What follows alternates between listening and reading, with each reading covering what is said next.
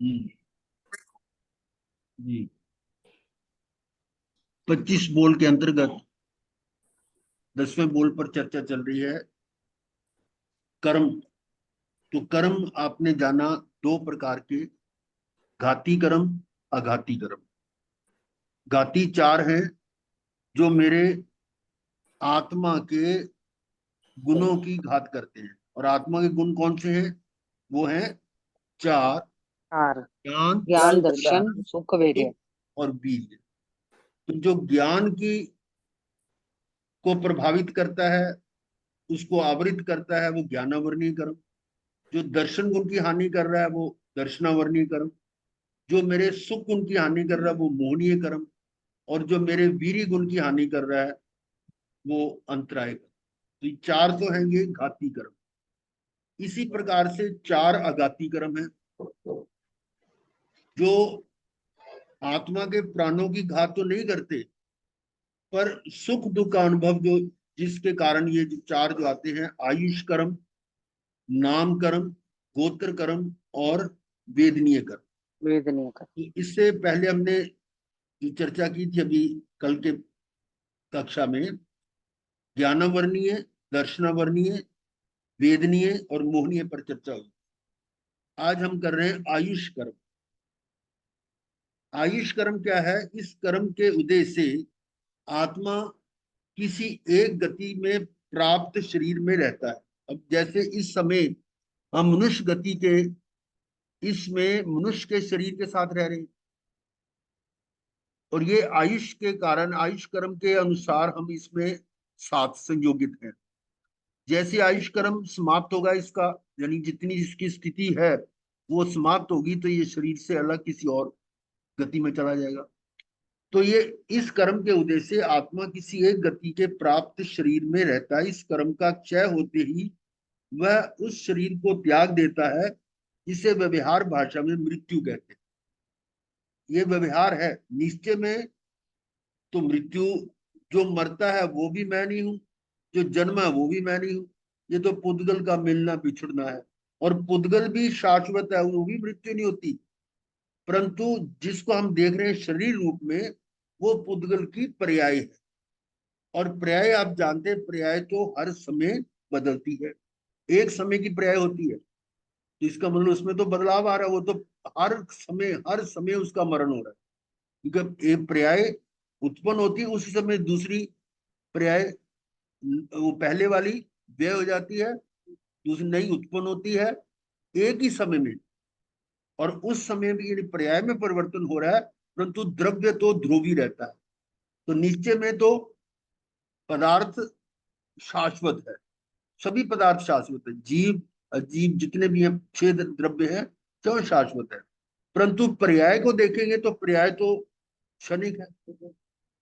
यहाँ शरीर के साथ चर्चा चल रही, तो शरीर जो है ये पुद्गल की पर्याय है। इसलिए इसको हम कहते हैं कि शरण, जो इसमें परिवर्तन हो रहा है वो हर समय हो रहा है।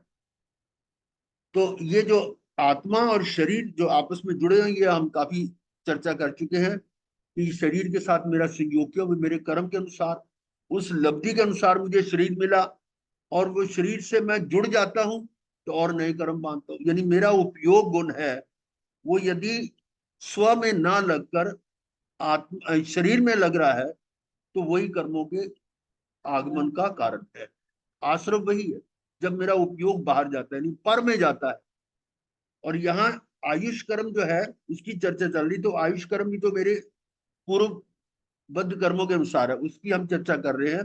तो इसी के कारण आत्मा किसी एक गति में प्राप्त शरीर के साथ रहता है, और जैसे इस कर्म का क्षय हुआ, यानी जो इस भव का बांधा हुआ है, वो शरीर को त्याग। इस कर्म का स्वभाव जेल के समान है।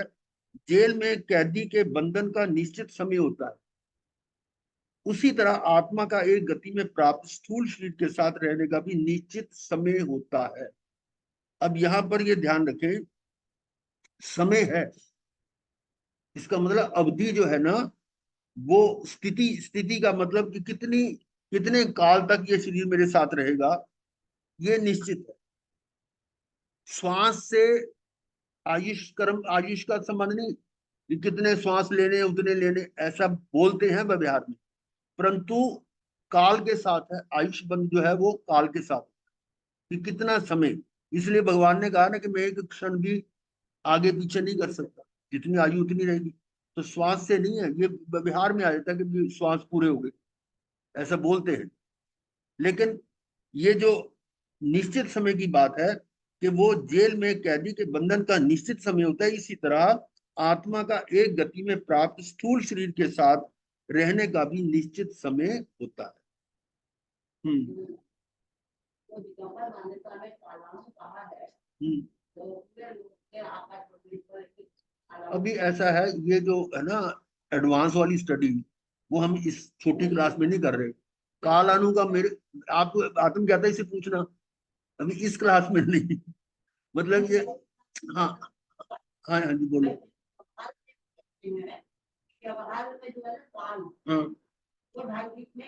ठीक है। और निश्चय से पूरे लोग में, ये तो अपनी मान्यता है ना। हाँ हाँ। तो निश्चय से पूरे लोग में है बात। तो निश्चय से जब लोग के काल कहा है, तो क्या भाई के बाद नासी और देवता की अपेक्षा से कहा है? काल तो हर जगह परिवर्तन है ना।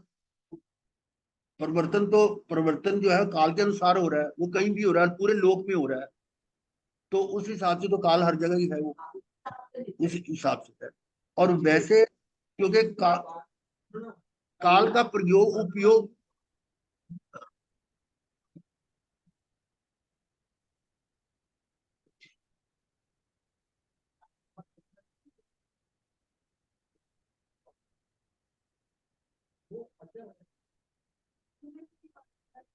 ये जो है ना मनुष्य ही है जो काल की गणना कर सकता है। अगर देवों की आयु इतनी है, देवों को नहीं ज्ञान, ये मनुष्य ही जान रहा है कि इतनी, अपने ज्ञान से केवल ने जाना है ना, तो उस ज्ञान से जाना कि कितने काल का इनका वो आयुष है, कितना नहीं है, कितना आगे क्या करेंगे। तो इसकी गणना किसने की है? मनुष्य ने की है। तो मनुष्य है, हाँ हाँ, तो 2.5 के बाद मनुष्य है ही नहीं। महाराज जी प्रश्न क्या है? हैं? प्रश्न नहीं। प्रश्न क्या है ना, हमें तो प्रश्न भी नहीं सुनाई दे रहा महाराज। तो यही चक्कर है कि आप यहाँ बैठो ना, तो प्रश्न पूछो वहां, उससे क्या लोगों को असुविधा होती है, जब उनको हाँ, प्रश्न नहीं पता रहता क्लास प्रश्न। क्लास डिस्टर्ब हो जाती है महाराज। हाँ ये भी हो सकता है। हाँ। वो असल में बात हो रही थी, कालानु की बात हो रही थी कि कालानु जो है वो पूरे लोक में प्रवर्त रहा है। तो वो तो काल का प्रभाव तो पूरे लोक में है, परंतु काल की गणना जो है वो मात्र मनुष्य ही कर सकता है। इसलिए व्यवहार में हम कहते हैं कि काल जो है वो 2.5 के अंदर ही है, मनुष्य की अपेक्षा ही तो है। यानी गणना जो है उस हिसाब से होगी, जो गणना है वो तो मनुष्य ही कर सकता है, दूसरा कोई कर नहीं सकता। चलिए, फिर इसके इस विषय पर अलग से बात होगी। अभी तो हम आयुष कर्म की बात कर रहे हैं, और आयुष कर्म ये बता रहे थे कि मुख्यतः कि आयुष जो है उसकी गणना, यानी स्थिति की जो है, कितनी देर तक वो शरीर के साथ रहेगा, वो काल के अनुसार है, उसके स्वास्थ्यों के अनुसार नहीं है। ये इसलिए कह रहा हूं कि आमतौर पर जो व्यवहार में हम कहते हैं कि इसके इतने श्वास से पूरे हो गए, दैट्स ऑल, वो श्वास पूरे हो गए। लेकिन वो व्यवहार की भाषा है, वास्तव में जो काल, ये जो आयुष है वो काल के अनुसार है, कि इतने वर्ष, इतने महीने, इतने दिन, इतने सेकंड, जो भी समय है उसके हिसाब से। और आगे इसका आ जाएगा वर्णन। अब प्रश्न ये होता है कि आयुष कर्म का बंध कैसे होता है? आयुष कर्म, अब ये भी मालूम है कि कर्म तो हर समय बंध रहे हैं। पीछे भी हमने के 7-8 कर्म जो हर समय बंध रहे हैं, ये एक डायग्राम से हमने समझा था ये वाला, कि एक ही समय में ये ज्ञानावर्णी का उदय होता है, दर्शनावर्णी और ये दर्शनमोनी, ऐसे करके ये 7-8 कर्मों का बंध होता है। तो उसमें 7 या 8 की बात आई थी कि आयुष कर्म हर समय नहीं बनता, परंतु उसके जो कर्मों के निषेध, वो जो कर्म है ना, वो आत्मा के साथ लग रहे हैं, पर उनका निर्धारण जो है ना आयुष कर्म के रूप में, वो आयु पूरे जीवन काल में एक बार होता है। जैसे समझ लो कि कोई बिल्डिंग बन रही है, उसमें लेंटर डालना है, तो उसका जो मटेरियल है, सरिया है, रेत है, या बजर कोजर है, कुछ भी है, वो इकट्ठा किया जाता है, लेकिन लेंटर तो एक ही समय पड़ता है ना। ऐसे ये कर्म तो इकट्ठे होते रहते हैं, और लेकिन उनका निर्धारण जो में वो एक ही बार होता है। ये इसलिए कहा गया, ये जो कि आत्मा, ये जो आयुष कर्म का बंध कब होता है उसकी चर्चा हो रही है। तो आयुष कर्म बंद होता है एक ही बार जीवन में, और उस बंद के समय में कौन कौन सी बातें निर्धारित होती हैं, इस पर चर्चा भी हो रही है। आयुष कर्म बंद के समय 6 बातें एक साथ तय हो जाती हैं। अब वो 6 बातें कौन सी हैं? एक है जाति नाम नित्यतायु। जाति नाम नित्यतायु, इसका अर्थ क्या है? जाति किसको कहते हैं? जाति है इंद्रियों के आधार पर एकेंद्रीय एक है, इंद्रिय बेंद्रीय द्विंद्रिय। है, तेंद्रीय है, चौरिंद्रीय है, पंचेंद्रीय है। तो ये भी आपको मालूम है कि ये शरीर हमें मिलता है अपनी लब्धि के अनुसार, यानी अपने कर्मों के जो क्षयोक्षम के अनुसार मिलता है। और ये नाम कर्म है, ये भी मेरे क्षयोक्षम के अनुसार मिला है। तो उसी के अनुसार एक इंद्री मिलेगी, या 2 मिलेंगी, या 3 मिलेंगी, 4 या 5 मिलेंगी, वो कर्म के अनुसार। और उसके अनुसार वो जो आयुष कर्म बंध रहा है, उसमें वो जाति के, जो जाति के अनुसार वो कर्म पुद्गल मेरे साथ आकर जुड़ जाते। तो ये है जाति नाम नित्यता। पहले नाम याद कर ले, फिर इसका और एक्सप्लेन कर दे। दूसरा है गति नाम नित्यता। गति कौन सी होगी? अब जाति तो मिल गई, मान लो जाति है पचेंद्री है, तो पचेंद्री जाति में कौन, इधर ध्यान दो आप, कौन सी गति होगी? 4 गतियां हैं, तो पचेंद्री है तो चारों गतियों में जा सकता है। तो ये निर्धारित होगा कि कौन सी गति में जाएगा। वो नर गति है, त्रियंच गति है, मनुष्य गति है, देव गति। तो पहली बात तो जाति का, जाति नाम नित्यतायु। दूसरा है गति नाम नित्यतायु, कि कौन सी गति के वो कर्म पुद्गल जो है वो मेरे साथ आएंगे, जो मेरे को उस गति में ले जाएंगे। तो तीसरा है स्थिति नाम नित्यता, कि उस भव में जो अगला भव होगा उसमें वो कितनी देर तक रहेगा, स्थिति कितनी होगी, यानी उसकी एक्सपायरी कितनी होगी, एक्सपायरी डेट। वो एक्सपायरी का मतलब कि मर जाना वही है। तो ये स्थिति कितनी होगी ये भी निर्धारित होगी। ये किसके अनुसार है? वो भी मेरे कर्म के अनुसार है। तो 3 बातें होंगी, जाति, गति और स्थिति। चौथा है शरीर। शरीर कैसा मिलेगा? ये औदारिक होगा या वैकरी होगा? वो कौन कौन सा शरीर किस प्रकार से, तेजस और कार्बन तो मेरे साथ है ही है, पर उसके अतिरिक्त शरीर जो होगा उसकी फिर अवगाहना कितनी होगी? अवगाहना का मतलब आप समझ गए, कितना उसका साइज, कितनी वॉल्यूम वो घेर रहा है। तो अवगाहना, शरीर और अवगाहना, और इसके साथ और भी कई चीजें आ जाती हैं कि शरीर का रंग रूप कैसा होगा, उसकी हड्डियों की रचना कैसी होगी, कैसा वो नारा सैनन होगा, और इंद्रियों की जो क्षमता है वो कितनी होगी, अधिक होगी या कम होगी, पर्याप्तियां अच्छी होगी या खराब होगी, अधिक मतलब शुभ भी होते, अशुभ भी हो सकती, पर्याप्तियां भी हैं, प्राण है, ये जितनी भी हैं ये शरीर के साथ जुड़ी चीजें। और शरीर के साथ ही ना संबंधित, शरीर नाम का उसके कर्म के कारण, तो उसके अनुसार वो शरीर वैसा ही मिलता है। और चौथा है, पांचवा है अनुभाग नाम। अब ये कर्म जितने मेरे हैं, जो वेदनीय कर्म है, ये तो पुराने हिसाब में हो सकता है कि पुराने सुख दुख जो किए उसका भुगतान यहाँ हो सकता है।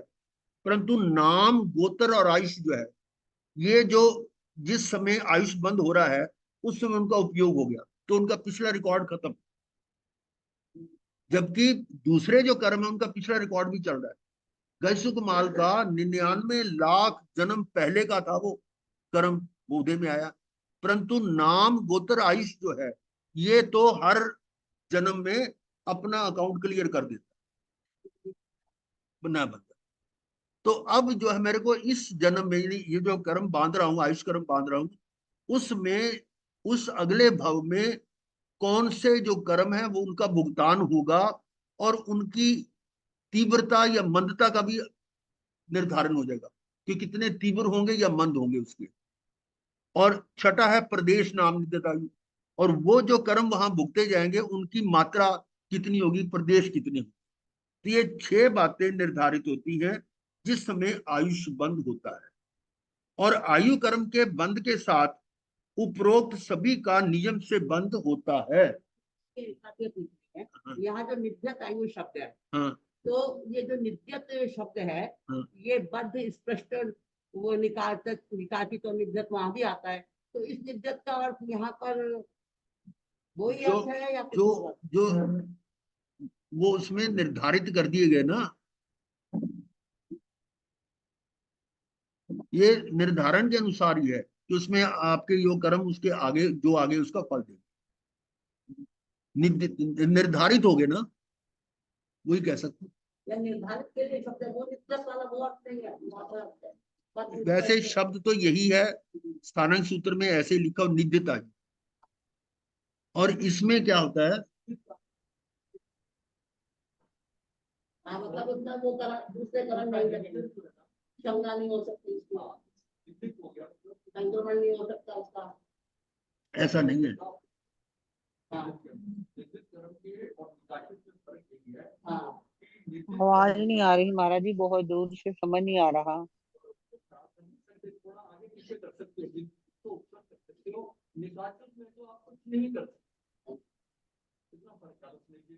इस वही अर्थ है यहाँ पे नित्यत का।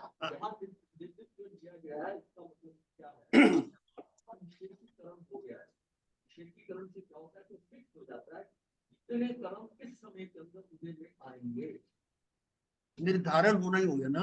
अब कर्म की एक क्वांटिटी है और उसका डिस्ट्रीब्यूशन हो गया। गुरुदेव, ये पिछले दो जो है ना, ये अनुभाग और प्रदेश, ये दोबारा जरा समझा दीजिए। ऐसा आएगा कि उदय में होंगे, वो हमें नहीं पता कब उदय में होगा, लेकिन ये पता है इसका उदय तो इसका अंत जो है ना वो लास्ट मिनट तक हो जाएगा। और उसके अंदर जो है ना कर्म का है वो डिस्ट्रीब्यूशन, यूनिफॉर्म डिस्ट्रीब्यूशन नहीं है, ये हमने कई बार बात की है। उसके मतलब है कि उसकी निर्दिष्ट क्या है कि इस समय में इतने कर्म होंगे, दूसरे समय में इतने होंगे, और वो धीरे धीरे कम होते जाते हैं, और लास्ट वाली जो स्टेज है क्योंकि मन खत्म होने वाली है, तो उसमें अंतिम लौट आ रहा है। ये डिस्ट्रीब्यूशन का एक मैथमेटिकल फार्मूला है, इसे निकल जाता है कि लास्ट में इतने कर्म होंगे, टोटल इतने कर्म मांगे, और आखिरी समय जो होगा स्थिति बल के साथ उसमें इतने ही कर्म पूरे में आएंगे। तो ये सारा इसका फर्क है, ये हमने जाना था स्थिति बल के अंदर। और इनका अनुभाग उल्टा होता है, अनुभाग कम से शुरू होता है और बढ़ता जाता है, अनुभाग बढ़ता जाता है, आगे आगे बढ़ता है। तो एक बात और इसमें ध्यान से है, जो हम तो जिस लेवल पे चल रहे हैं ना, उससे समझना है कि ये जो आयु बंध रही है, ये अभी मैं भोग नहीं रहा उसको, ये आयु बंध गई, इसका, हाँ इसका मैं भोग नहीं कर रहा, मतलब ये उदय में नहीं आई है, इसको ये कहते हैं बद्ध हुई है। और जो इस समय मैं आयु का भोग कर रहा हूँ, जो आयुष का यानी जो कर्म का मैं भोग कर रहा हूँ, वो मेरी वर्तमान की आयु है। तो ये जो आयु बन रही है, जिस समय बनेगी, अभी आगे चर्चा होगी, वो आयु का जो शुरुआत होगी वो इस आयु के समाप्त होने के बाद होगी। दो आयु एक साथ नहीं होगी, एक तो बंधी जा रही है, बंधी आयु वो तो आएगी अपने समय पर, और जो इस समय की वर्तमान आयु है उसके पूरा होने के बाद ये चालू हो। ये अर्थ समझ लें कि वो जब मतलब इसका आयुष जो वर्तमान आयुष पूर्ण होगी, तो ये जो बद्ध आयु वो अपनी उसमें शुरू हो जाएगी, बुद्धिमान।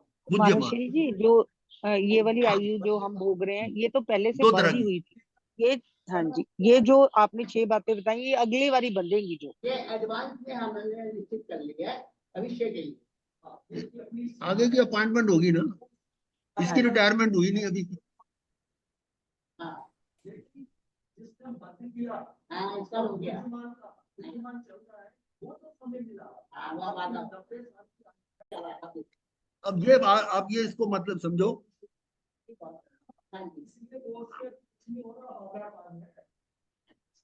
उसमें परिवर्तन हो सकता है। तो आयु के दोबारा काल में आप उसे चेंज कर सकते हैं।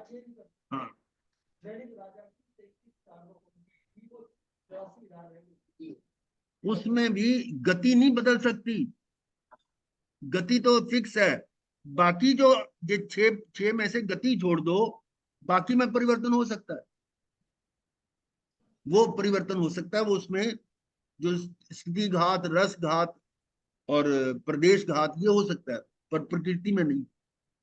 तो ये जो है 6 बातें आयु कर्म के बंध के साथ उपरोक्त सभी का नियम से बंद होता है। ये नहीं है किसी एक का हो और बाकी का ना हो, 6 का ही बंद होता है। अब हम आगे चल रहे हैं, इसी को गुरुदेव, निश्चित आयु एक को और एक्सप्लेन किया है कि ये जाति नाम निश्चित आयु क्या है। एक केंद्रीय से पचेंद्री तक 5 प्रकार की जाति होती है, एकेंद्री, बेंद्री, तेंद्री, चौंद्री, पचेंद्री। जाति नाम के साथ निद्धित, अब ये निद्धित का अर्थ आ रहा है आपके सामने, निषिक्त या निषेक को प्रति समय, निषिक्त या निषेक को प्रति समय अनुभव में आने के लिए कर्म पुद्गलों की रचना को प्राप्त जो आयु है, अब ये आयु उसके अनुसार आ गई, उसे जाति नाम निद्धित आयु, यही बता रहे। दूसरा है नैरिक आदि 4 प्रकार की गति कहलाती है। नैरिक आदि में नरक, त्रियंच, मनुष्य और देव गति 4 प्रकार की है। और उस गति के अनुसार कर्म पुद्गलों की रचना, जैसे ऊपर निषेक या कर्म पुद्गल की रचना को, वो उसी प्रकार से यहाँ ऐसे गति के अनुसार कर्म पुद्गलों की रचना को प्राप्त जो आयु है, उसे गति नाम निद्धित आयु कहते हैं। वो आयु होगी ना। फिर तीसरा है अमुक भव में विवक्षित समय अवधि तक समय है, जीव का रहना स्थिति कहलाती है कि कितनी अवधि तक रहेगा। और इस रूप वो जो पुद्गल वैसे इकट्ठे हो रहे हैं, उस आयु को स्थिति नाम निद्धित आयु कहते हैं। क्लियर है? आगे देखिए, जीव जिसमें अवगाहित होकर रहता है उसे अवगाहना कहते हैं। अवगाहना का मतलब ये जितनी जगह घेर रहा है, उसके साथ निद्धित आयु, अवगाहना के साथ जो निद्धित आयु, अवगाहना नाम निद्धित आयु। आयुष कर्म के द्रव्यों का उस प्रकार का नाम, परिणमन, प्रदेश नाम एक प्रकार का नाम कर्म है, और उसके साथ निद्धित आयु प्रदेश नाम निद्धित आयु कहलाता। आयु कर्म के द्रव्यों का उस प्रकार का नाम, प्रदेशों का भी तो नाम हो रहा है ना, प्रदेश किस किस तरह के प्रदेश है कर्म के, उसको प्रदेश नाम निद्धित आयु का। आयुष कर्म के द्रव्यों का विपाक, विपाक का मतलब उसका फल, जो अपना वो फल देगा, उदय में आएगा, तद्रूप जो परिणाम है वह अनुभाग नाम कर्म है। उसके साथ निद्धित जो आयु है वह अनुभाग नाम निद्धित आयु। बस 6 मूल, ज्यादा गहराई में ना भी जाए तो ये ध्यान रहे कि जाति, गति, स्थिति, शरीर, अनुभाग और प्रदेश, ये 6 बातें फिक्स हो जाती हैं जिस समय आयुष बंद होता है। ठीक है?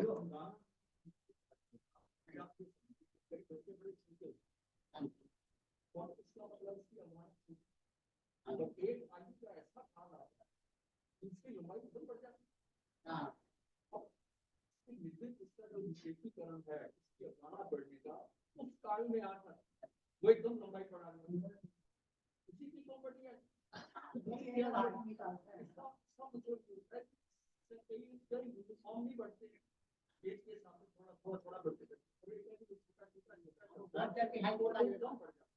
एकदम बढ़ जाता।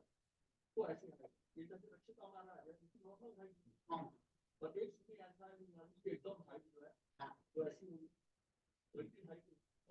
ये कि वो निश्चित के साथ में अवगाहना के साथ निश्चित क्यों लगाया, उसके भी निषेधीकरण वैसे हो गया। इसकी अवगाहना भी टाइम स्केल के ऊपर यहाँ तक तो इतनी है और यहाँ अगर इतनी बढ़ गई, तो ये सारा क्या है, ये सारा सिस्टम ही चल रहा है। उस काल के अनुसार उसकी अवगाहना बढ़ी, अवगाहना नाम निद्धित। मतलब ये सारा सिस्टम से समझना, रटना नहीं है। ये छेड़ होता लगा तो आम भाषा में, सरल भाषा में समझना है। मुझे मान है तो मुझे मान ही करना, बंदे मान को जब आप पुस्तक पढ़ोगे, ग्रंथ पढ़ोगे भाषा नहीं चलेगी, नहीं नहीं समझ आएगा। अभी समझ ये तो खास बात है कि ज्ञान धर्म जानते जानते इसके परिभाषित शब्द पकड़ के चल रहा है, ये तो आगे कुछ नहीं समझ में आया। अपने मर्जी से हम इस बात के लिए व्यवहार है ऐसा नहीं तो अभी इसी को और एक्सप्लेन किया उदाहरण के द्वारा। आयुष कर्म बंध के समय 6 बातें एक साथ तय हो जाती है। उदाहरण दिया गया, वो अभी अमुक भाव में विवक्षित ये हाँ अमुक भाव में विवक्षित समय अभी तक जीव का रहना स्थिति कहना, हाँ की जगह इस रूप आयु को स्थिति नाम दे देता है। अब है उदाहरण दिया जा रहा है,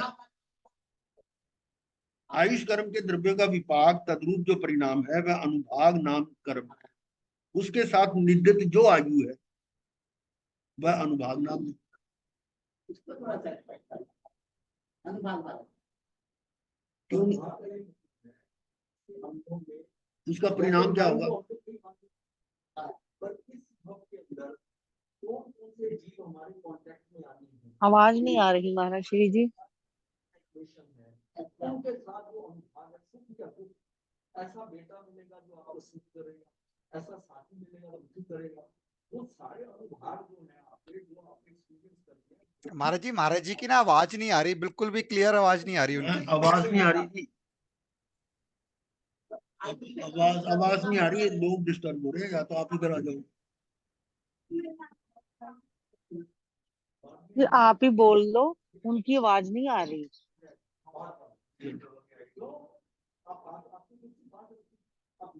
नितिन जी इतने पीरियड के लिए क्यों रिकॉर्डिंग कर रहे हैं आप? यहाँ इधर आ जाओ ना, यहाँ ये मैंने कल भी कहा था, इधर आ जाओ।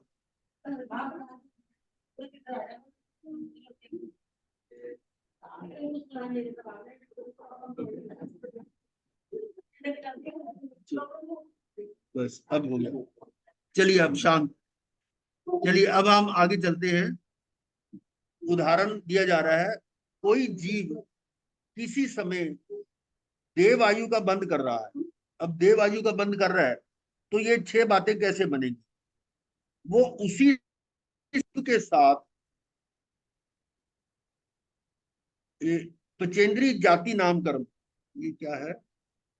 आप उनके लिए जाते नाम बोलिए ये कुछ यहाँ गड़बड़ हुई है, इसको बंद कर दो, वो वही गड़बड़ कर रहा है। हाँ हाँ वो नहीं करे, वो माइक ठीक नहीं है, वहां से वो निकाल दो उसको। अब ठीक है, हटा दो।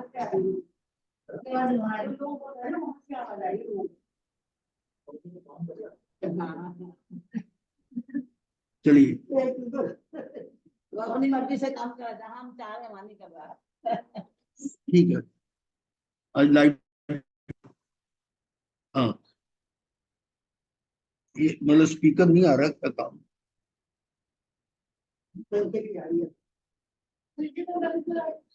ठीक है,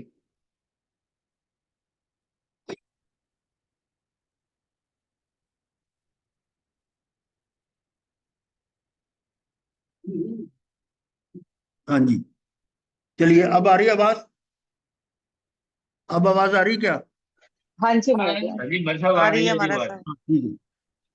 तो कोई जीव किसी समय देवायु का बंद कर रहा हो तो उसी समय आयु के साथ ही पचेंद्री जाति नामकरण, जाति नाम, जाति की क्या कौन सी पचेंद्री जाति होगी, और गति कौन सी होगी? वो देवगति नामकरण हो गया, ये गति देवगति की होगी। और उसी समय वो शरीर कैसा मिलेगा? वो है प्रक्रिया श्री नामकरण का भी नियम से बंद होता है। तीनों चीजें होगी, जाति, गति और शरीर। अब इस बंद के साथ कर्म के जो 4 प्रकार होते हैं ना, प्रकृति बंद, स्थिति बंद, अनुभाग बंद और प्रदेश बंद। प्रकृति का तो हो गया, आयुष कर्म है। अब ये 3 जो बचे हुए हैं उनका भी क्या होगा कि देवायु के बंद के साथ ही बंधने वाले पचेंद्रीय जाति नामकरण, देवगति नामकरण और वैकृत श्री नामकरण, तीनों की प्रकृतियां होगी। इनके स्थिति बंद, अनुभाग बंद और प्रदेश बंद भी करता है। इन तीनों का स्थिति बंद भी होगा, अनुभाग बंद भी होगा, प्रदेश बंद भी होगा। तो ये 6 बातें होगी ना, जाति नाम, गति, शरीर, स्थिति, अनुभाग और प्रदेश, 6 चीजें। अब बात आती है कि इन 6 वस्तुओं यानी 6 का निर्धारण किस समय होता है, यानी आयुष कर्म का बंध कब होता है, ये प्रश्न है। तो उसका पहले समझें कि भव का अंत 2 प्रकार से आ सकता है। अंत कैसे होगा, या सहज या असहज। इसको हम भाषा कहते हैं नेचुरल या अननेचुरल। नेचुरल डेथ है बिना किसी दुर्घटना के, और अननेचुरल डेथ है किसी एक्सीडेंटल डेथ। आग लग गई, गिर गया, गोली लग गई, कुछ भी हो गया, ये अननेचुरल। तो पहले इनसे हम बात करते हैं जो सहज रूप से मृत्यु वाले जीव है, उनका आयुष का बंध कैसे होगा। अब कहेंगे कि सहज रूप वाले कैसे, ये भी पूर्व में निर्धारित है। जब आयुष बंध बंधा, पिछले जन्म में आयुष बंध हुआ, उस समय ये निर्धारित था कि इस आयुष का बंध कैसे होगा, वो सहज होगा या असहज होगा। अब यहाँ पर सहज वाले की बात कर रहे हैं। देव और नारकी ये तो सहज ही होते हैं, इनका एक्सीडेंटल डेथ नहीं होती। तो देव और नारकी और असंख्यात वर्षीय आयु वाले त्रिंच, योनिक और मनुष्य, ये कौन से हैं? त्रिंच और मनुष्य जो पहले 3 आरों में होते हैं। 3 आरे होते हैं, पहला सुखम सुखम आरा, दूसरा सुखम, फिर सुखम दुखम, इस तरह से है ना। पहला पहला आरा जो है उसमें मनुष्य की आयु 3 पल्लेपम होती है, दूसरे आरे में 2 पल्लेपम होती है और तीसरे आरे में 1 पल्लेपम होती है। ये पल्लेपम क्या है? असंख्यात, इसकी गिनती नहीं है। पल्लेपम की बात आपने पहले भी सुनी हुई है कि 1 योजन लंबा, 1 योजन चौड़ा, 1 योजन गहरा खड्डा हो। योजन लगभग 13 किलोमीटर, 13 किलोमीटर लंबा, इतना चौड़ा, इतना ही गहरा खड्डा, उसको युगलियों के बालों के छोटे छोटे टुकड़े करके भर दिया जाए, ठसा ठस के हवा भी अंदर ना जा सके, और 100 साल में एक उसका टुकड़ा निकाला जाए, हर 100 साल के बाद, तो खाली होने में जितना समय लगता है वो 1 पल्योपम है, जिसकी गिनती नहीं है। गिनती क्या है? जो उसकी संख्या जो है वो शीर्ष पहेलिका से ज्यादा है, 194 अंकों से अधिक संख्या में आएगा वो असंख्यात वर्ष। तो इस प्रकार से जो पहले, दूसरे, तीसरे आर्य के मनुष्य हैं, उनकी आयु पल्लेपमों में है, इसलिए असंख्यात वर्षीय। ठीक है, असंख्यात वर्षीय आयु वाले त्रिंच, योनिक और मनुष्य का अगले भाव का आयुष कर्म का बंध कब होता है, वो यहां बताया गया कि पूर्ण आयुष बीतने में 6 माह शेष रहने पर होता है। जब आयुष समाप्त होने वाली है उससे 6 महीने पहले ये आयुष का बंध होता है। इसका अर्थ हुआ कि देव है, उसकी आयुष पूरी होने से 6 महीने पहले ये आयुष बंद हो जाता है। और देव को तो पता भी लग जाता है। क्यों पता लगता है? कि देव के पास अवधि ज्ञान है। अवधि ज्ञान से वो जान लेता है कि अब मेरा आयुष पूरा होने वाला है, और उसको ये भी पता लग जाता है कि मैंने कहाँ पैदा होना है, कौन सी गति में जाना है और कौन से भव में जाना है, वो सारा उसको ज्ञान होता है। ठीक है, इसी प्रकार से जो देव की बात करी, और नारकी भी है साथ। नारकी भी असंख्यात वर्ष वाले आयु में गिने जाएंगे, यानी ये भी वैसे तो 10,000 वर्ष कम से कम होती, पर यहाँ देव और नारकी, इनकी आयु ऐसे ही इसी सिद्धांत से है कि 6 माह पहले उनको आयुष बंद होता है। उदाहरण के तौर पर महाराजा श्रेनिक इस समय नरक में है, और उनकी आयुष 84,000 वर्ष की बताई गई, जिसमें से लगभग 2,500 वर्ष निकल गए, भगवान महावीर के समय में थी। और जो शेष समय बचा हुआ है वो अभी नरक में है। पर पूरा काल होने में जब 6 महीने शेष रहेंगे तब उनका आयुष बंद। ये देव, नारकी और असंख्यात वर्षीय आयु वाले त्रिंच, योनिक और मनुष्य का भाव का आयुष कर्म बंधने का ये नियम है। नियम है। महाराज जी योगली भी इसमें आ जाएंगे, योगली। नारकी का अवधि ज्ञान इतना लंबा नहीं होता, 6 महीने का नहीं होगा, ये तो थोड़े समय के लिए आगे पीछे होता है। वो भी इतना फिर भी नहीं होगा, क्योंकि 6 महीने तक तो इतना नहीं होगा। महाराज श्री जी युगलीय भी अवधि इसलिए आ ज्ञान रही जो है। है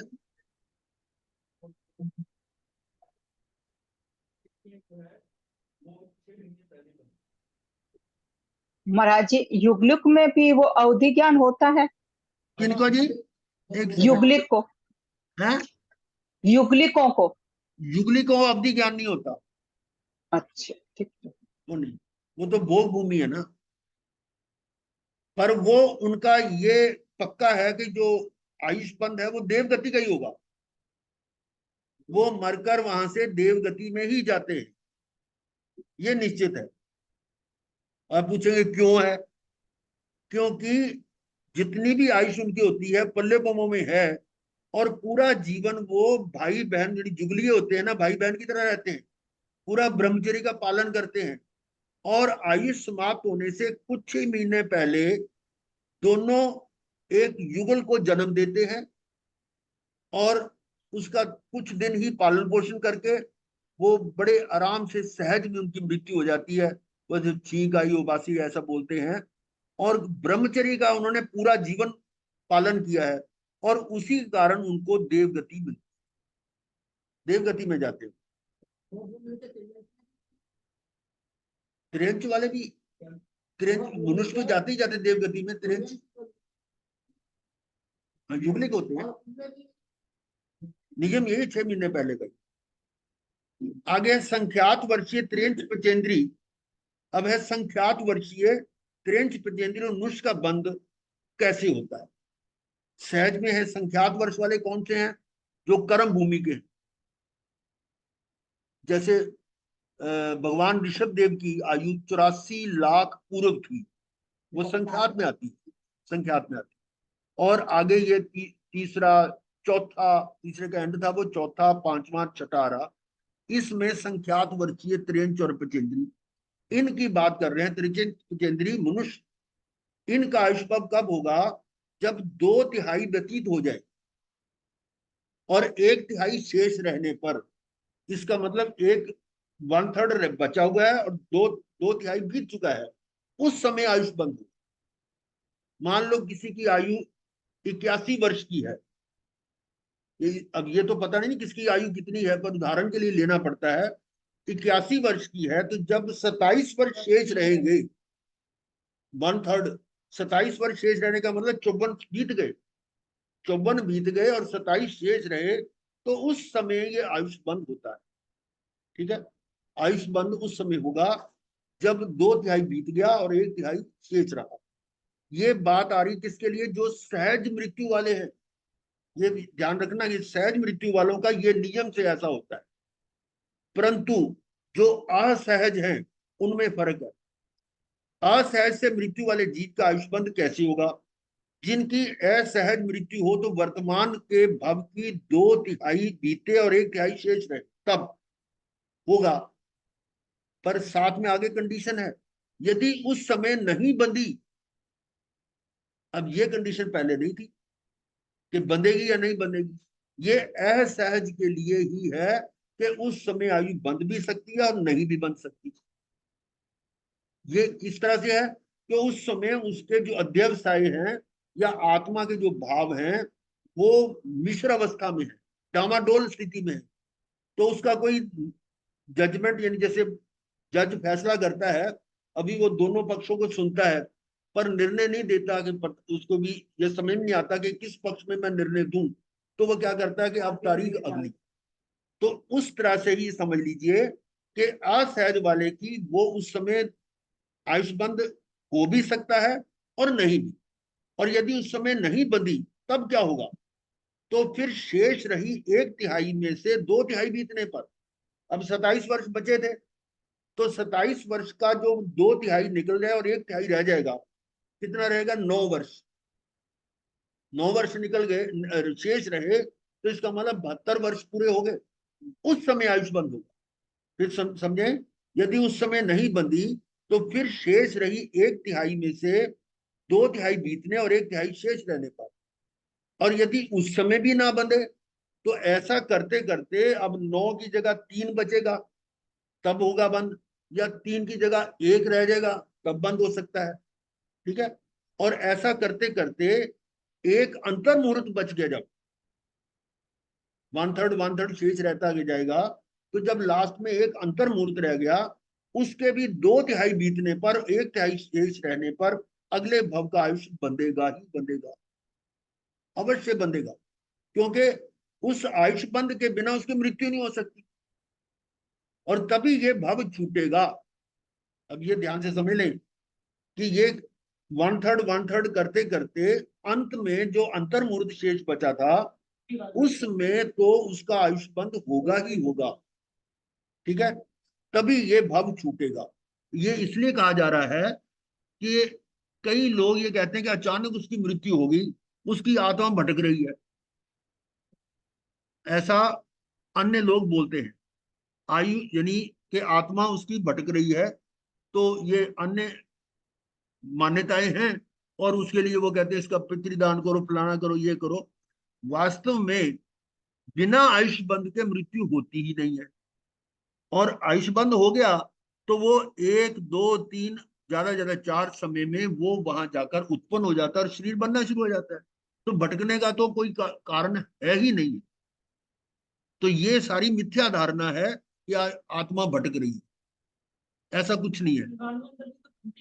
वाहन में अंदर भटकने वाली आत्मा थोड़ा, उनका शरीर है, वो तो शरीर है ना, देव है, वो भटक थोड़ा रही है। वाहन में अंतर, आप क्या समझो वाहन में अंतर को? देव हैं, उनकी रिद्धि वैभव चक्रवर्ती से कई गुना ज्यादा है। वो तो रूप अपने उनके वो थोड़े शरारती स्वभाव के होते हैं, इसलिए अलग अलग तरह के रूप बनाते हैं। आपको लगता है कि ये पत्नी भटक रही क्या कर रही है, ऐसा कुछ नहीं है। वो देव है, वो देव है, उनको उनके पास शरीर है, वैकृत शरीर है, और हमें वैकृत शरीर नजर आए ना आए, हम ये जरूरी नहीं है। हाँ, हो सकता है, हो सकता है, हो सकता है कोई निमित्त तो कोई ना कोई हो सकता है, पर होगा मेरे कर्म के अनुसार ही। हाँ, अब वो जो यक्ष था अर्जुन माली के साथ आ गया, शेर सुदर्शन को क्यों नहीं चिपका, वहां से क्यों भाग गया?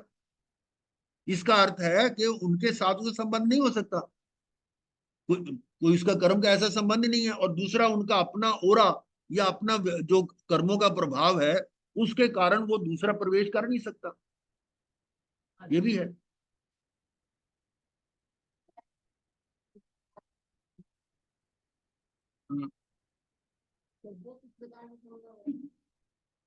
इन बातों पे क्या, हाँ, कुछ नहीं है, ये तो जादूगरियां होती हैं, जो भी है। हम इसमें ऐसा है कि हमें तो ये अगर मान लो ऐसा हो भी, परंतु हमें अपने जो जैन सिद्धांत का है वो पक्का विश्वास होना चाहिए कि कोई भी किसी को ना सुख दे सकता है ना दुख दे सकता है। सुख या दुख मेरे अपने स्वयंकृत कर्मों का है। वाण व्यंतर होते हैं, वो कुतूहली होते हैं, ये भी मालूम है कि कुतूहली होते हैं, हम उनको नकार भी नहीं रहे। अब उनको शरारत सूझी है तो यहाँ बैठे बैठे कहीं ना कहीं आग लगा दे, हो सकता है, वो कुछ भी कर सकते हैं। और ये जो शरारती होने के कारण ही लोक पालने की व्यवस्था कर रखी है, जृंभक देवों को नियुक्त कर रखा है, वो फेरी लगाते रहे इनको कंट्रोल करने के लिए। तो ये ऐसी आत्माएं हैं, ऐसी है तो देव ही है ना वो, इसलिए हमें वो उसमें घबराने की जरूरत नहीं है। हमारे कर्म उदय होगा तो वो हमें कुछ कष्ट दे सकते हैं। ये तो मतलब मूल सिद्धांत है कि मैंने उसके साथ कुछ ऐसा किया होगा तो मुझे वो तंग करेगा। कोई छोटा बच्चा भी ये समझता था, पूछा क्या तेरे को डर नहीं लगता कुत्ते काट गए, मैंने उसको कुछ कहा हुआ तो मेरे को काटेंगे, और मैंने को कर्म ऐसे किया हो तो करेंगे, वो समझ रहा है। तो अब ये समझो ना कि मेरे कर्म उदय में होगा तो मेरे को कोई भी निमित्त आगे दुखी कर सकता है, तो क्या डरने की जरूरत है? ये डरना है तो ये इसका मतलब आपको अभी जैन जैन कर्म सिद्धांत पे विश्वास नहीं है, सम्यक दर्शन की बात बहुत दूर है अभी। हाँ जी, तो ये था मृत्यु यानी आयुष का बंध किस समय होता है। अब है आयुष और श्वासोश्वास की बात। श्वासोश्वास के आधार पर आयु नहीं है, बात की थी ना, अभी तो आयु के आधार पर श्वासोश्वास है। आयु के साथ जैसे आयुष बंद हो गया है तो आयुष बंद है, आयुष चल रही है तो श्वास भी चल रहा है, पर श्वासोच्छ्वास अगर है या नहीं है उससे निर्धारण नहीं हो सकता कि आयु आयु अगर श्वासोच्छ्वास चल रहा है तो इसका मतलब आयुष है, अगर श्वासोच्छ्वास नहीं चल रहा तो इसका अर्थ ये नहीं कि आयु खत्म हो गया। अब उसको कैसे समझेंगे कि बीमार होते जैसे श्वास नहीं चल रहा, वो वेंटिलेटर पे चल रहा है पर उसकी आयु तो चल रही है ना। आयुष हाँ, तो ये श्वासोच्छ्वास। दूसरी बात, जिस समय यहां से मृत्यु होती है उस समय अगले भाग की आयु शुरू होगी, आयु शुरू होगी ना, पर जब तक वो आगे जाकर जन्म लेगा और पर्याप्तियां पूर्ण नहीं होगी तब तक श्वासोच्छ्वास नहीं ले सकता। शरीर बन भी जाए, आहार पर्याप्ति होगी, शरीर पर्याप्ति होगी, इंद्रिया पर्याप्ति भी होगी, अब श्वासोच्छ्वास पर्याप्ति जब तक नहीं होती तो श्वास कैसे ले सकता है। इसका मतलब बीच का समय जो है 3-4 जितने भी समय हो सकते हैं उस समय आयुष तो चल रही है पर श्वासोच्छ्वास नहीं चल रहा। तो ये समझने की बात है, जहां आयु है वहां श्वासोच्छ्वास होता भी है और नहीं भी, किंतु जहां श्वासोच्छ्वास हो वहां आयु निश्चित, ये समझिए। अब आ गया विग्रह गति। विग्रह गति वही है कि जब यहाँ की आयुष पूर्ण हुई अगले गति में जन्म लेने तक जो है उसका बीच का स्थान वो विग्रह गति है। हाँ हाँ, मृत का आयुष कर्म तो है ना उसका, श्वासोच्छ्वास नहीं आ रहा पर आयुष है, आयुष है, जिंदा है वो, फिर वेंटिलेटर हटा भी देते हैं।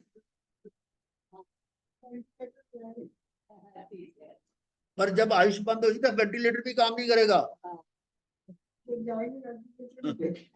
तो विग्रह गति, आहार पर्याप्ति, शरीर पर्याप्ति, इंद्रिय पर्याप्ति से जो अपर्याप्त है उनमें आयु तो होती है किंतु श्वासोच्छ्वास श्वासोच्छ्वास नहीं होगा। तो ये था आयुष कर्म के बारे में। अब आगे देखते हैं नामकर्म। नामकर्म क्या है, जो शरीर का आकार, वेशभूषा, इंद्रियां जितनी भी, नामकर्म के बहुत सारे भेद है, भी आप आगे देखेंगे नामकर्म की कितनी प्रकृतियां हैं। इसको समझाया उदाहरण के लिए, जैसे मूर्तिकार मिट्टी को विभिन्न आकार देता है, वो मूर्तियां अलग अलग तरह की बनती हैं, डेकोरेशन की या दूसरी किस तरह से भी है, या नाटककार विभिन्न वेशों से विभिन्न आकार बनाता है, ये ड्रामा करते हैं या फिल्म में भी देखते हैं तो अलग अलग तरह के वेश बनाकर वो चेंज होता रहता है। उसी प्रकार नामकर्म अमूर्त आत्मा को, आत्मा तो अमूर्त है पर नामकर्म के कारण अब उसको अलग अलग रूप मिल रहे हैं। इसलिए कहा था ना बीच में आपने कि आत्मा को मूर्त भी कहा, अमूर्त भी कहा। अमूर्त तो है ही, निश्चय में है, पर व्यवहार में ये मूर्त भी हो रही है। कई बार बोलते हैं ना, यशोमती मैया पूछे हैं लाला कि राधा के गोरी और मैं क्यों काला।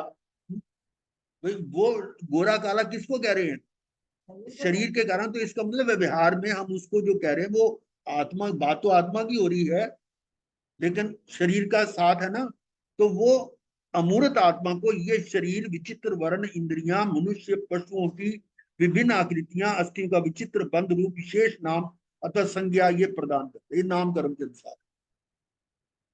और ये था। अब है गोत्र कर्म। जिस कर्म के उदय से आत्मा उच्च या नीच, जाति या कुल, ये 8 मद कहलाते हैं ना, जाति, कुल, बल, रूप, तप, श्रुत, लाभ और ऐश्वर्य, ऊंच या नीच, यानी उच्च जाति है या नीच जाति है, उच्च कुल है या नीच कुल है। जाति कुल का आपको पता ही है कि जाति जो है वो मातृपक्ष है और कुल जो है वो पितृपक्ष। बल, रूप, तप, श्रुत, लाभ और ऐश्वर्य, ये उच्च है या नीच है, ऐसा प्राप्त करे अथवा उच्च या नीच कहलाए जाने योग्य हो, उसे गोत्र कर्म कहते हैं।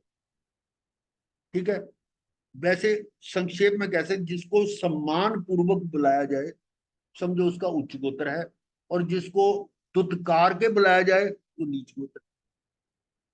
इसे कुंभकार के समान माना है।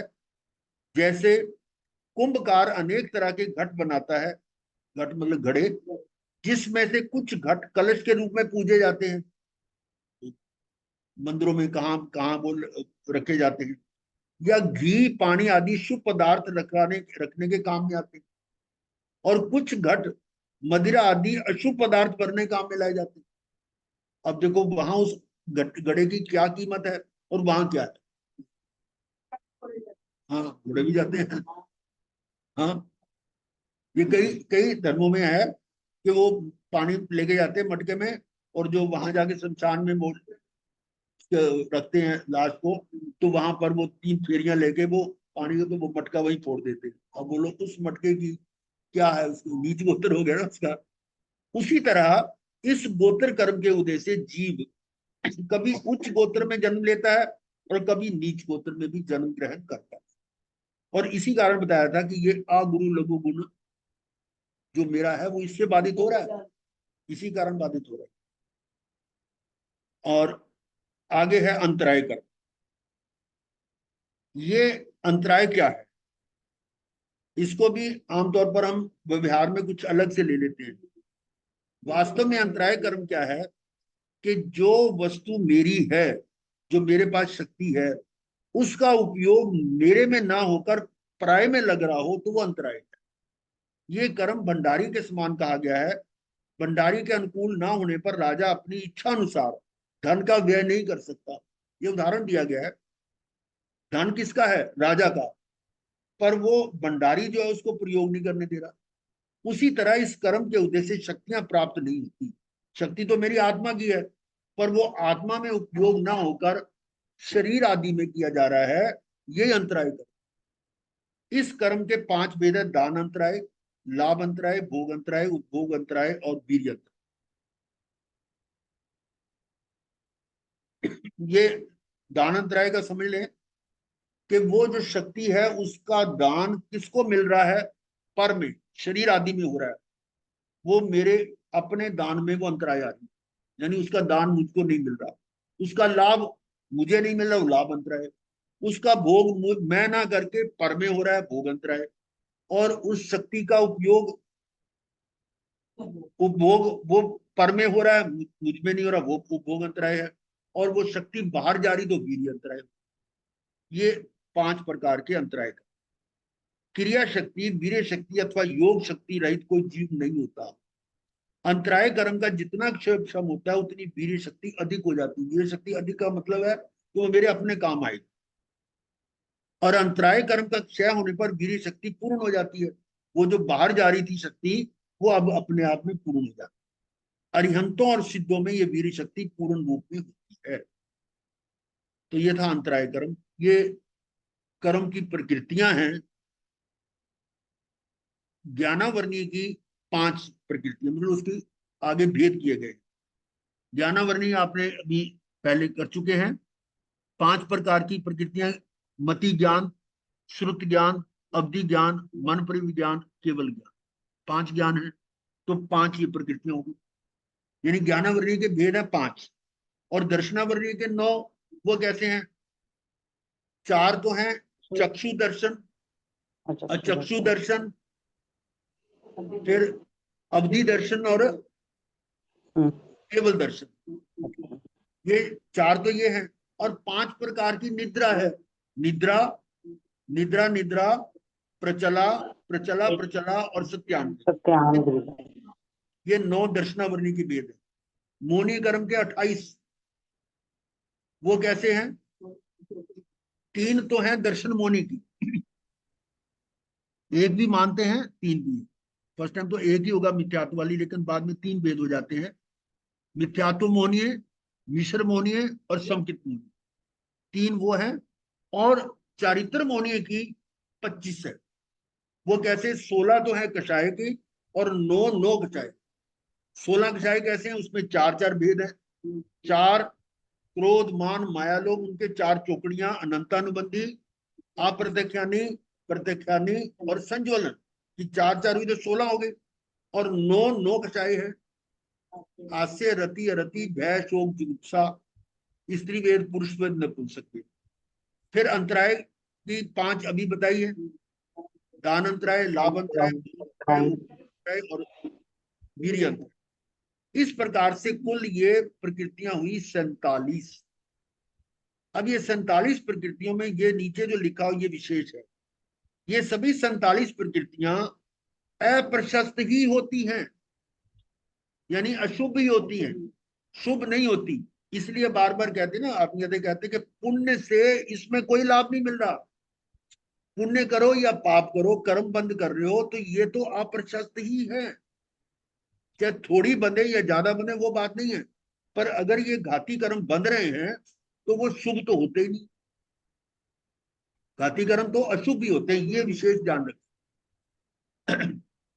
और अघाती में 4 हैं, आयुष की 4 प्रकृतियां हैं। कौन कौन सी हैं? चारों गतियां, नर गति, त्रयंच गति, मनुष्य गति, देव गति। नाम की 93 भी है और 103 है, ये हम आगे डिटेल में देखेंगे। गोत्र 2 प्रकार के हैं, उच्च गोत्र, नीच गोत्र। 2 प्रकार के हैं, साता वेदी। इस प्रकार से कुल ये है। और इन प्रकृतियों में प्रशस्त भी है, अप्रशस्त भी है। जैसे आयुष में नरक और त्रेंच अप्रशस्त है और मनुष्य और देव प्रशस्त है। नाम में शुभ और अशुभ आ जाती है। गोत्र में उच्च और नीच, उच्च है तो शुभ है, नीच है तो अशुभ है। वेदनीय में साता और असाता आ गई। इस तरह से इनमें प्रशस्त भी है और अप्रशस्त भी, ये दोनों प्रकार की। तो ऐसे ये कुल घाती कर्मों की प्रकृतियां और ये अघाती कर्मों की प्रकृतियां, उनके भेद। तो आज इतना ही करते हैं हम, ये डिटेल फिर आप आगे ले लेंगे। तो अभी यहाँ तक जो आपने किया है, इसमें किसी को कोई बात में बीच में ना आई हो या आवाज ना पहुंची हो तो अभी 1 आध मिनट है, आप पूछ सकते हैं। गुरुदेव, मेरा एक प्रश्न है हाँ जी। कि जो आपने आयुष बंद बताया था कि 2/3 और 1/3 के उस पे होता है, हाँ तो स्थावर में और वनस्पति, ये जैसे निगोद, इनमें भी ऐसा ही होता है ये नहीं बंद? नहीं नहीं नहीं। हाँ जी, इनमें भी ऐसी होती है। आयु बहुत कम है लेकिन उसी में होता है। अंतर्मुहूर्त की आयु भी हो सकती है, जैसे पर्याप्त और अपर्याप्त, अपर्याप्त अवस्था में मृत्यु हो सकती है, उसमें भी उसमें आयु बंद तो होगा ही होगा। मतलब सभी जीवों का ऐसे ही होगा? हाँ, सभी का होगा। आयुष बंद का ये नियम सभी के लिए है, 1 केंद्री से लेकर 25 तक। महाराज जी, जैसे आज सवेरे पेपर में आया था कि 6 न्यू बॉर्न बेबीज हॉस्पिटल की फायर में मर गए, तो उनका क्या क्या किस कारण से हुआ हुआ है? ये ऐसा है कि कई बार सामूहिक कोई ऐसी घटना हुई होती है, कर्म ऐसे बांधे हैं सामूहिक, तो उसका सामूहिक भुगतान भी हो जाता है। अब जैसे मान लो पुराने जमाने में ऐसा होता था कि फांसी दे दी जाती थी तो बाहर खुले आम में पब्लिक खड़ी होती थी। अब हजारों की बहुत संख्या बढ़िया में है। पब्लिक खड़ी है और सभी के एक ही भाव, मारो इसको, मारना चाहिए इसको, मारना। तो वो क्या, उन सभी के भावों में एक समानता आ रही ना, तो उनमें ऐसा हो सकता है कि आयुष्कर्म ऐसा ही बंधा हो, वो एक साथ ही मरेंगे वो। ये समूहिक कर्म हो गए ना हमारा? हाँ, सामूहिक सामूहिक होगा। और ये बड़ी कम्प्लेक्स चीजें हैं, इतने में इसमें हम बिल्कुल सूक्ष्मता से इसका विश्लेषण नहीं कर सकते, इतनी कम्प्लेक्स है ये मैथमेटिक्स जो है ना, ये आपके अकाउंट्स में नहीं आने वाला। नहीं आएगा, सही कह रहे हैं। हाँ जी, ठीक है। महेश्वरी जी, नामकरण में हाँ जी, भाग और प्रदेश, ये थोड़ा क्लियर कर दीजिए। क्या कर रहे हैं? महेश्वरी जी, आप नामकरण में जो अनुभाग और प्रदेश है, इसको थोड़ा क्लियर कर दीजिए। प्रशस्त, हाँ प्रशस्ता नहीं प्रशस्ता जी, नामकरण में हाँ, नाम कर्म के भेद कही है ना जी, वो भी आगे आएगी। हैं? नहीं मतलब नामकरण में अनुभाग और प्रदेश, वो थोड़ा क्लियर कर दीजिए। अच्छा अच्छा, वो जो जाति, गति और शरीर जो थे ना, 3 का तो हो गया था, उसमें कितनी स्थिति तक है? स्थिति, अनुभाग और प्रदेश बंद है ना। नामकर्म के हाँ अनुसार जी, तो जाति, गति और स्थिति मिल गया ना, शरीर, जाति, गति और शरीर ठीक के है जी। नाम के अनुसार मिला, वो बंध गया।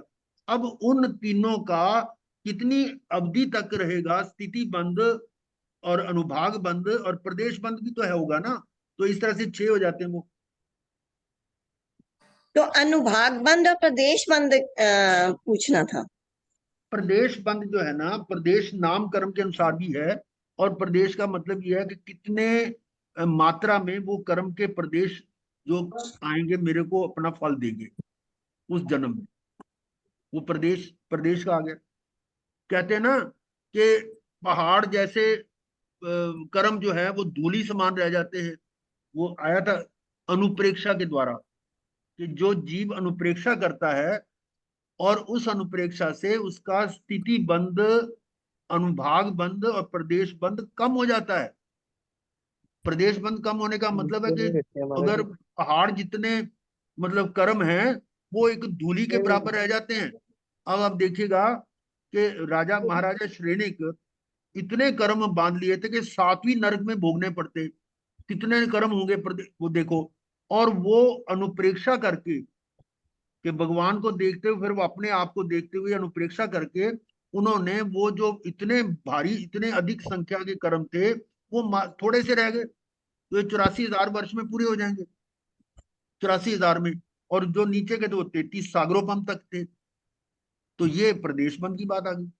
और ये भी बात कही थी कि जो आयुष बंद जब तक अगला चालू नहीं होता उससे पहले पहले उसमें ये परिवर्तन संभव है, ये अनुप्रेक्षा के द्वारा आता है। ठीक है, ठीक गुरुदेव। चलो ये मंगल पाठ बोलो। ओम हे वंदना महाराज।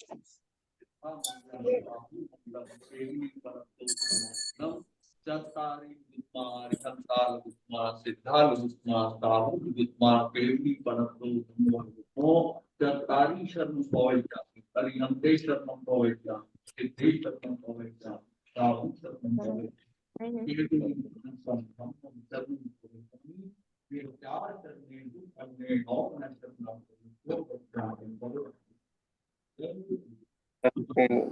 बहुत कृपा गुरुदेव। सुक्षाता महाराजा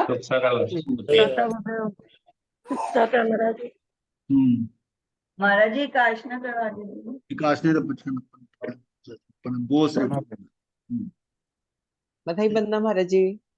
हाँ जी। हाँ जी। मथेन वंदा में मथेन वंदा। हे वंदना महाराज।